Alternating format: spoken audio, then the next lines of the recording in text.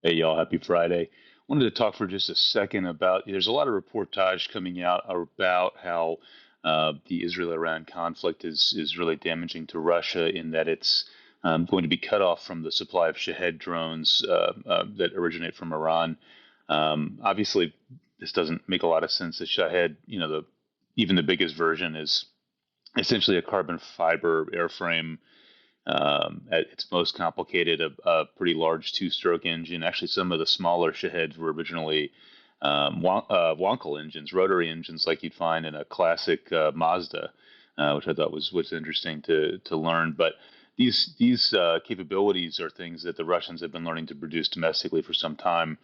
Um, I think the intuition here is right that what we're seeing on the battlefield is really bad news for Russia in the sense that its platforms, including the Shaheds that they've kind of adopted from the Iranians and reverse engineered from them, but also up to including their air defenses, the S-300s, the S-400s of the world. All this stuff is really coming up against Western technology and Western tactics, and really coming up short. This is all over Telegram and all over the Russian mill blogger kind of sphere.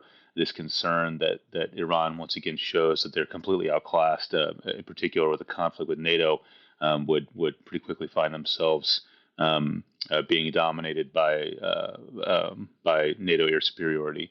I think that there are reasons that this conflict indicates the Israel-Iran conflict indicates bad things for Russia, but the Shaheds really aren't one of them. And actually, the most important takeaway, strategically, at least in my opinion, from what's going on in the Middle East as it relates to the Russia-Ukraine war, is that this is going to boost oil prices for as long as the conflict continues, and indeed, well after, right? As long as it's as commercial shipping and commercial oil shipping, oil and gas shipping is wary of the Straits of Hormuz because of potential Iranian strikes on vessels.